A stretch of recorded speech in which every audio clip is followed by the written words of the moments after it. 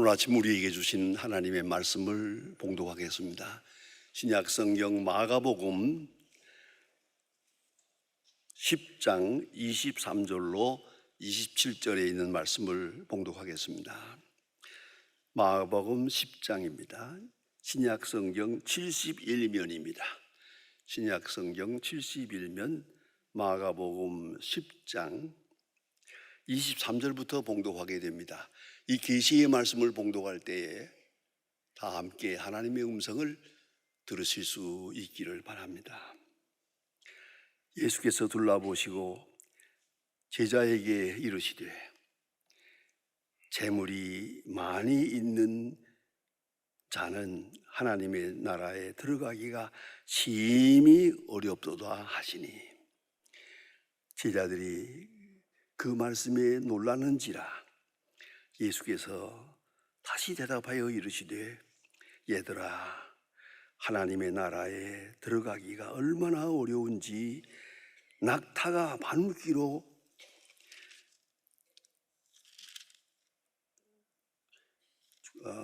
나아가는 것이 부자가 하나님의 나라에 들어가는 것보다 쉬우니라 하시니, 제자들이 매우 놀라 서로 말하되 그런즉 누가 구원을 얻을 수 있는가 하니, 예수께서 그들을 돌아보시며 이르시되 사람으로는 할 수 없으되 하나님으로서는 그렇지 아니하니 하나님으로서는 다 하실 수 있느니라. 아멘.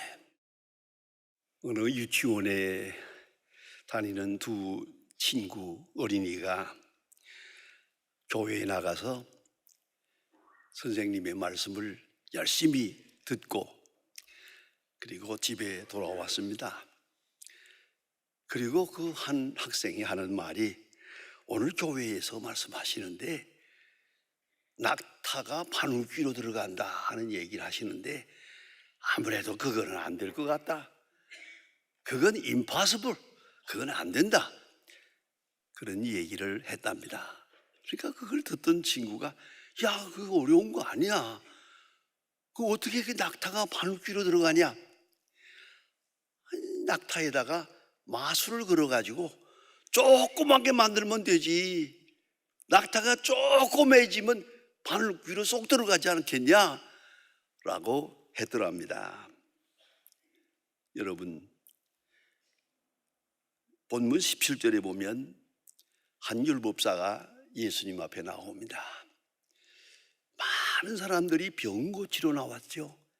그저 나름대로 병자들이 많이 나왔지만 이렇게 건강한 사람이 하나님 앞에 나오는 일은 그렇게 많지 않습니다. 아주 특별한 겁니다. 특별한 기회라고 생각합니다. 그런데 이 젊은 사람 율법사요, 그리고 돈도 많은 그는 부잣집 아들인데 예수님 앞에 나와서 내가 어떻게 하면 영생을 얻겠습니까? 영생의 도리를 말하고 있습니다. 병 고쳐주세요. 내 이 복잡한 문제를 해결해 주세요. 그런 게 아닙니다. 초점이 영생에 있습니다. 어떻게 하면 영생을 얻겠습니까? 예수님께서 말씀하십니다. 율법을 지켜라. 계명을 지켜라. 예, 제가 어렸을 때부터 계명을 잘 지켰습니다. 크게 칭찬하시고 예수님 하시는 말씀이 오히려 부족한 것이 하나 있다.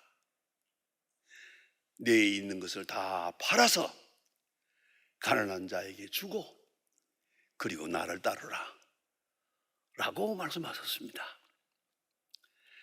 그때 이 사람이 재물이 많거든요. 영생을 얻으려는 마음은 간절하지만은 재물을 버릴 수는 없는 거예요. 재물을 버려야 영생을 얻는다, 그것을 동의할 수가 없어요.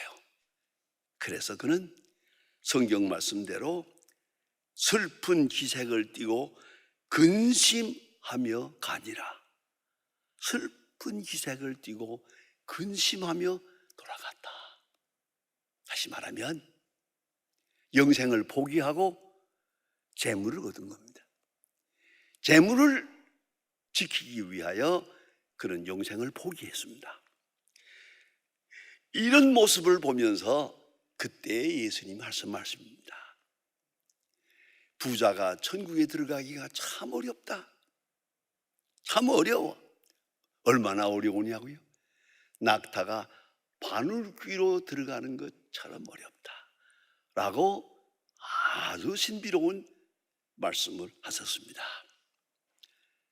이것이 무슨 뜻인지 많은 사람들이 오해를 하고, 그러면 다 팔아줘야 되느냐, 가난해져야 되느냐, 꼭 가난해져야만 천국에 가느냐, 뭐 여러 가지 문제를 일으키고 있습니다만은 너무 복잡하게 생각할 것 없어요. 마음가짐의 문제니까요. 부자라는 것은요, 부해지면 마음도 교만해집니다. 그거 이상합니다. 돈이라는 이게 매력이 있어요. 돈이 있으면 가슴이 커지는 거예요. 그래서 돈만 있지 지식이 있는 건 아니거든요. 근데 지식도 가진 것처럼 돈만 있지 인격을 가진 건 아니거든요. 인격도 가진 것처럼 돈만 있으면 심지어는 의를, 하나님 앞에 의까지 가진 걸로 생각을 해요. 왜요? 내가 하나님 앞에 의로우니까 부자가 된 거 아니야. 내 의에 대하여 하나님께서 복을 주신 거 아닌가. 그런 거로 나는 부자만 아니야, 의인이야 라고 생각해요. 여러분 잘 아시지 않습니까? 어느 때 병들든가 사업에 실패하든가 하게 되면 여러 가지 생각을 하게 됩니다. 내가 비록 병들었지만, 또 사업은 실패했지만, 내 진실, 내 의, 내 믿음은 여기에 있다라고 생각을 못하고, 내가 잘못 믿은가? 내 의가 잘못되지 않았나? 내 진실이 잘못되지 않았나? 라고 생각하게 되거든요. 이게 사실이에요. 그런 거로 부자는 물질로만 부가 아니고 마음도 부자란 말이에요. 인격적으로도 부자예요. 지나치게. 그래서 예수님 하시는 말씀이 부자가 천국에 들어가기가 어렵다. 낙타가 발구미로 들어가는 것만큼 낙타가 작아져서 바늘귀로 쏙 들어갈 만큼 작아져야 비로소 천국에 들어갈 수 있다라고 아주 심오한 말씀을 하셨습니다. 우리가 존경하는 성 어거스틴이라고 있습니다. 어거스틴의 제자가 어거스틴에게 물어보았습니다. 기독교인으로서 최고의 덕이 무엇입니까? 크리스찬으로서 최고의 덕 무엇입니까? 어거스틴은 간단하게 대답했습니다. 그건 겸손이지. 두 번째가 무엇입니까? 그것도 겸손이지. 세 번째가 무엇입니까? 그것도 겸손이라고. 유명한 대답이 있습니다. 여러분, 겸손이라는 게 뭡니까? 몇 가지가 있어요. 첫째가 처세적 겸손이 있습니다. 손익계산을 해서 교만하면 손해가 많거든요. 다 알아요. 잘난 척하면 안 된다는 거 알아요. 손익계산을 해가지고 그저 겸손한 편이 이롭다, 겸손한 편이 인격적으로도 좋고 경제적으로도 좋고 정치적으로도 좋은 것이다 라고 처세적으로 생각해서 처세적 겸손, 그런 겸손을 지켜가는 소위 말하는 인격자들이 있습니다. 그러나 그것은 겸손이 아닙니다. 또 하나는 인격적인 겸손이 있습니다. 자기 성찰을 하고 내가 안다고 한들 얼마나 알겠나, 내가 가진다고 한들 이 별것도 아니고 잘 판단해서 인격으로 모든 사건을 해석하면서 스스로 겸손해집니다. 또 하나는 도덕적 겸손이 있습니다. 도덕적으로 비교해 볼 때 내가 가진 거라는 게 별거 아니고, 안다는 것도 별거 아니고, 내 의라는 것도 별로 자랑할 것이 못 된다, 여기까지 판단을 하고 도덕적으로 자기를 눌러서 양심과 이성에 의해서 겸손을 지켜가는 그러한 겸손이 있습니다. 그러나 가장 중요한 겸손은 신앙적 겸손입니다. 사람을 보는 게 아닙니다. 물질을 보는 것도 아닙니다. 오직 하나님만 봅니다. 십자가의 예수를 바라봅니다. 나 같은 죄인을 구속하신 예수를 바라봅니다. 로마서에 있는 유명한 말씀을 여러분이 알고 계시지 않습니까? 자기 아들을 아끼지 아니하시고 내어주신 이가 아들과 함께 모든 것을 은사로 주시지 아니하시겠느냐. 십자가의 은혜, 그 은혜 안에 모든 은혜가 포함되어 있거든요. 십자가를 쳐다볼 때마다 나 같은 죄인을, 나같이 허물이 많은 자를, 나같이 구제불능한 자를 구속하사 오늘이 있게 하시고 영원한 기업을 약속해 주신 거예요. 그 큰 은혜를 생각할 때 고개가 숙어집니다. 뭘 자랑할 것이 있어요? 하나님을 쳐다보세요. 자랑할 것이 뭐 있어요? 잘났다고 할 게 뭐 있어요? 가졌다고 할 게 뭐 있어요? 아무것도 없는 거라. 그런 마음에서의 겸손, 이게 바로 신앙적 겸손입니다. 유명한 얘기가 전설로 전해집니다. 우리가 잘 아는 성 프란시스라고 있습니다. 세계의 역사에 나오는 성자입니다. 성 프란시스에게 어느 날 중요한 사건이 있었습니다. 프란시스의 제자가 한나라에 갔습니다.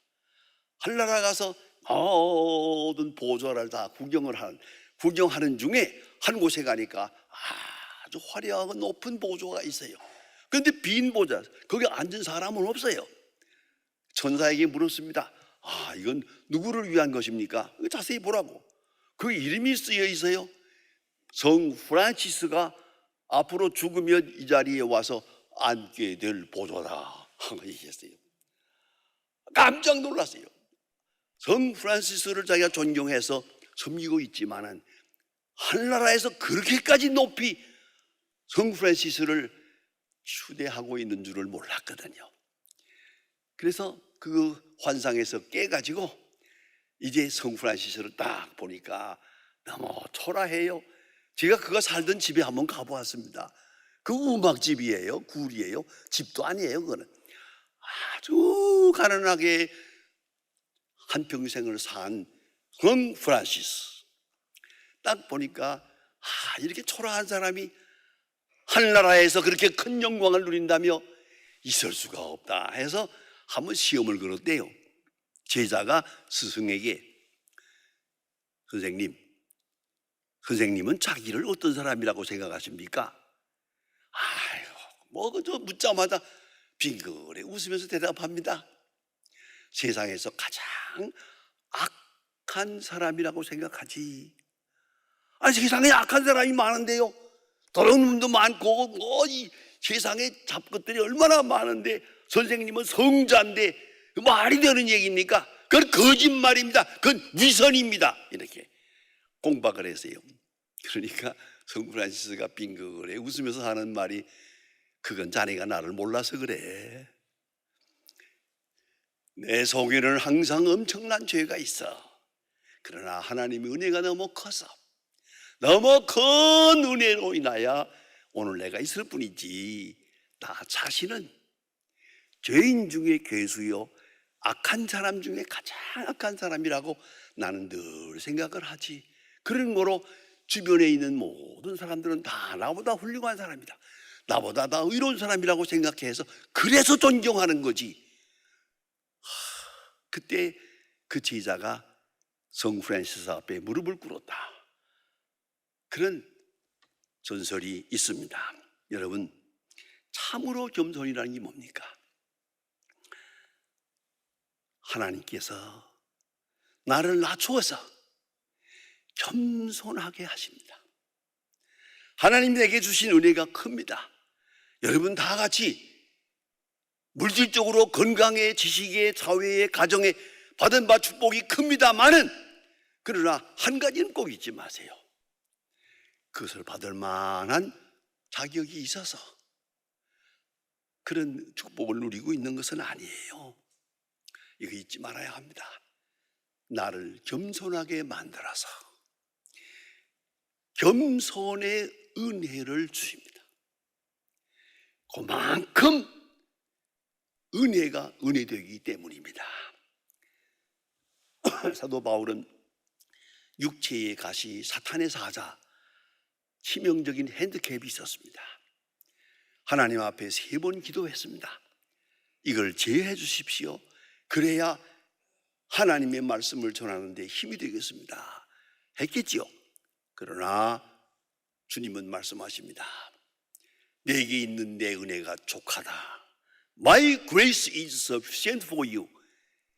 말씀하십니다. 그때 사도 바울은 은혜로 받아들였습니다. 이 핸디캡을, 이 결정적인 약점을 그는 은혜로 소화합니다. 나를 겸손하게 만들어서 은혜로 은혜되게 하는 것이다. 나를 낮추어서 하나님의 사람으로 높이고자 하는 것이다. 깊이 깨달으세요. 여러분, 받은 은혜가 많지만은 한번 생각해 보실까요? 나를 겸손하게 만든 것, 최고의 은혜입니다. 어느 순간이라도 교만하면 끝나는 거예요. 인격도 지위도 다 끝나는 거예요. 그런데 양심도 끝나는 거예요. 그런데 나를 겸손하게 만들어서, 겸손할 수밖에 없도록 만들어서, 그래서 겸손의 은혜, 여기서 내게 받은 은혜가 지속되도록, 열매를 맺도록 주님이 역사하고 있단 말입니다. 이것이 진짜 은혜예요. 겸손하게 하시는 은혜, 백방으로 나를 겸손하게 하십니다. 전 목회하면서 가장 어려운 때가 좀 있습니다. 대학 예비고사가 되면 아들, 딸들을 앞으로 대학에 보낼 사람들이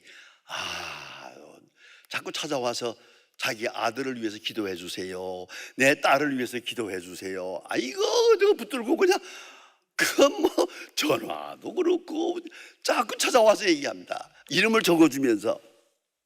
그게 참 어려운데, 제가 여기 소망교회 있을 때 보면 한 번에 한 500명 대학생들이 치르거든요. 그 기도회를 하거든요. 우리가 그들을 위해서 기도하면 그 어머니들이 찾아와서 자꾸 부탁을 하는 거예요. 이름을 적어주면서. 그런데 내 일생 딱 한 번 특례가 있었습니다. 어느 어머니가 내게 와서 자기 딸 이름을 딱 적어주면서 얘를 위해서 기도해 주세요. 이거 합격하게 해달라고 그러는 줄 알고 제가 주저주저 했더니, 아니요, 목사님, 이건 특별합니다. 이번에 이놈이 꼭 떨어지게 해주세요. 내 딸이 꼭 떨어지게 해, 그렇게 기도해 주세요. 이런 부탁은 생전 처음이고 마지막입니다. 이런 부탁은 없어요. 꼭 떨어져야 된다는 거예요. 왜 그러세요? 하고 물었더니, 그놈이 예쁘거든요. 유치원 때부터 1등이야. 초등학교, 고등학교 할 것 없이 전부 1등이야. 게다가 예쁘게 생겨서요. 얼마나 교만한지. 아버지가 뭐라고 하면은 아버지가 뭐라로? 엄마가 뭐라면 엄마가 뭐라로? 이게 교만이 끝까지 올라갔는데, 이놈이 대학까지 들어갔다가는 끝납니다. 가지고 시집도 못 갈 뿐만 아니라 가도 못 삽니다.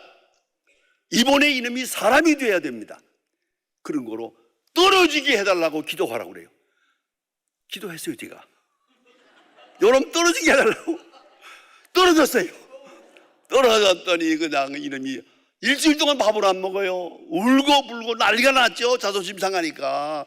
그랬지만은 그 후로 어머니 손목을 잡고 새벽기도 나와요. 그 다음부터 믿음을 가졌어요. 아주 훌륭한 딸이 됐어요. 여러분, 뭐니 해도 겸손이 있어야 됩니다. 기본적으로 겸손이 있어야 됩니다. 교만하면 무너집니다. 많은 사람들이 그 잘 나가다가 다 무너진 게 뭡니까? 자세히 보세요. 그러면 교만 때문입니다. 그런데 버려야 할 것을 버려야 그게 겸손이겠죠. 그러나 성경이 말하는 진학적 의미는 좀 더 높은 데 있습니다. 얻었으니 버리죠. 얻을 수 있다면 버리는 건 쉬운 겁니다. 얻는다는 약속이 확실하면 버리는 건 쉬운 겁니다. 이것을 알아야 합니다. 그래서 예수님께서 감추인 보화의 비유를 말하지 않습니까? 땅에 감추어진 보화를 발견했다. 조금만 내 걸 만들 수 있다면 무엇이 아까운가? 있는 것을 다 팔아 밭을 샀다. 참 귀한 말입니다. 진리를 바로 알고 영생의 도리를 바로 알고 구원의 도리를 바로 안다면 버리는 건 아무것도 아닙니다. 자기 부정은 어려움 아닙니다. 이걸 잊지 말아야 합니다. 겸손은 그 자체가 은사요 축복입니다. 쉽고 또 가능한 것입니다. 그 부부가 살다 보니까 좀 어려워져서 애가 둘인데 더 살 수가 없다고 내 사무실에 와가지고 부부싸움 하는 걸 보았습니다. 30분 동안 남편은 아내 비방을 하고 아내는 남편 비방을 하고 살아가다가 맨 마지막에 그만합시다. 같은 말 그만하시고 내가 딱 한 가지 묻겠는데 애가 둘인데 이 애에 내가 상처를 줄 수 없지 않냐. 그러니 어떻게 그럼 좀 살 수 없을까? 헤어지지 않고 살 수 없을까? 하고 물었어요. 그랬더니 그 부인이 하는 말이 있죠 그래요. 아, 있으면 그대로 하죠. 어떻게 하면 될 것 같아요? 내가 죽으면 되죠. 그렇죠. 내가 죽으면 되지. 내 자존심이 죽으면 되지. 나 하나 포기하면 세상이 달라지는데 이걸 잊지 말아야 합니다. 그게 겸손입니다. 그 속에 생명이 있는 거예요. 이걸 잊지 말아야 합니다. 예수님께서 이 젊은 이루사에게 말합니다. 이 슬픈 기색을 하고 예수님 앞을 떠나가는 이 불쌍한 청년을 바라보면서 부자가 천국에 들어가기가 낙타가 바늘귀로 들어가는 것보다 쉽다고, 어렵다. 정말 겸손하게 하시는 겸손의 은혜, 이걸 깨닫고 이걸 감사할 수 있어야 거기서부터 믿음이 성장하게 됩니다. 다시 한번 깊이 생각해 보세요. 하나님은 하실 수 있다. 사람은 못하죠. 하나님은 할 수 있다. 낙타가 작아져서 바늘귀로 들어갈 만큼 작게 만들 수 있다. 하나님은 하실 수 있다. 얼마나 귀한 복음입니까? 여러분, 지난 날을 가만히 생각해 보세요. 하나님이 벌써 손을 댔어요. 나를 사랑하기 때문에 하나님께서 나를 겸손하게 만들었어요. 한 가지, 두 가지 눈에 환히 보입니다. 하나님의 손길이 보입니다. 나를 겸손하게 만드시는 하나님의 섭리가 보입니다. 이제는 순종해야 됩니다. 이제는 그 은혜에 감사해야 됩니다. 나를 겸손하게 하신 하나님, 나로 나되게 하신 하나님, 감사합니다. 비로소 하나님의 영광이 드러날 것입니다. 깊이 생각하십시다. 바늘귀로 들어갈 만큼 그만큼 작아져야 됩니다. 자랑할 거 아무것도 없습니다. 내놓고 나면 어떻습니다? 나는 아무것도 아닙니다. 오직 은혜가 있을 뿐입니다. 더욱더 나를 겸손하게 하신 은혜에 깊이 감사하면서 그렇게 기도하세요. 하나님은 내가 상상하지 못했던 더 큰 은혜를 우리에게 베풀어 주실 것입니다.